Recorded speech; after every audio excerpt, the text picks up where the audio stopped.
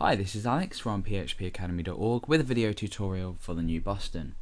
In this video we're going to be creating a form with an input field with the type file. I'm also going to be creating a button next to this. Now what's going to happen is when we actually go ahead and upload the file, select a file from our computer, this submit button to actually go ahead and submit the file through the form will be automatically enabled. So the first thing we're going to look at is our file structure and what we have. Now the first thing is that we have index.php and then we have ext.js, which I've included on the page. I've also obviously got jQuery included because we're making use of jQuery selectors and also the remove attribute functionality of jQuery as well. So we're looking at a few sort of basic things here that we can bring together to create a more useful and advanced script. So the first thing I'm going to go ahead and do is actually create my form. So let's go ahead and create a form. And we're going to set the action in this case to hash because we're not going to submit the form anywhere, but obviously you might be submitting this somewhere. I'm going to set the method in here to post, and I'm going to set the inc type to multi-part form data. Now obviously this doesn't apply to you if you're just looking at the jQuery side of things. Chances are if you are following this for the purpose of implementing this into your own script, you'll already have something similar set up. However, I'm just doing it for the benefit of those who are unsure how to pass file data correctly through form attributes. So in this case, this is how we would normally set up a form. Now I'm going to go ahead and actually create my input file. Now we can either give this a class or an ID, or we could just literally go ahead and use the next traversing option in jQuery. So I'm going to show you how we can do it in several ways, but for now what we're going to do is we're going to go ahead and give this an ID. And I'm going to give this an ID of file, so we can use jQuery selectors to pick up on this file ID.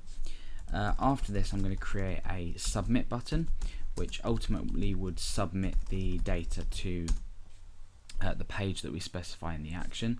I'm going to give this a value of upload, and I'm also going to give this an ID as well, and that's just going to be called submit, or let's go ahead and call it upload. No, we'll call it submit. Keep the naming conventions the same. But I'm also going to give this an attribute of disabled. Let's just view it without that first.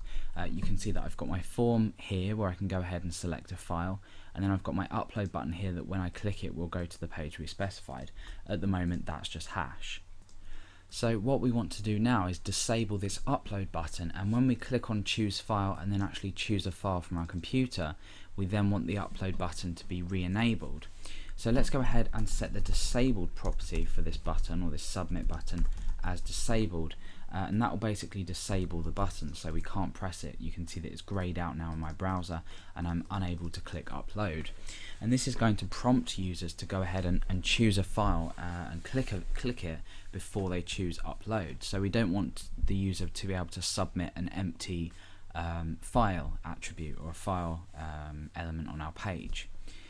So we're going to go over to ext.js, and we know that the ID of our files that we select from is file, and we know that our submit button is submit, so we can use these to actually modify things or set event handlers. So I'm using now ext.js for all my external JavaScript. So I'm going to come over to ext.js, and the first thing I want to do is just set up this jQuery code. So I'm going to say document.ready. So we're appending the ready event handler onto our document, and inside here, once the page is ready or the document is ready, we execute the code inside of here. Now, like I said, the first thing we want to do is go ahead up and set an event handler to this file. So we're going to use the selector hash and then file because we're using an ID selector. So let's go ahead and first of all select this, so hash file, and then we append on an event handler. Now this event handler is change. Whenever this form field changes, we can go ahead and actually run a piece of code, and inside that is our function here. So if we come down, we could perhaps alert something has changed. So once anything on this file element changes, i.e. a user selects a new file, let me just tell you exactly what happens. When we select a file and from our computer, so when we click on this and then choose a file, here's the file name that's displayed just here.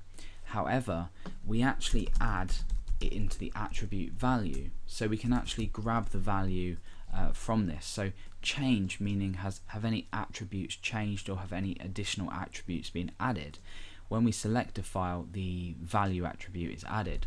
So what we can do now is when we refresh and we click on here, when we click on say tartan.jpg, what this will do is it will change the value attribute of this field to the location of tartan. It will be a fake path, but it will still change, and therefore when we select it, you see we have this dialog box, something has changed.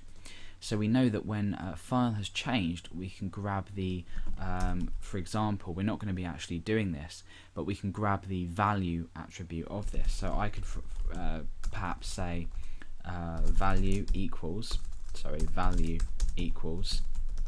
and I could say this, which obviously refers to this object here. I could say this dot attribute value, and then we could alert out value.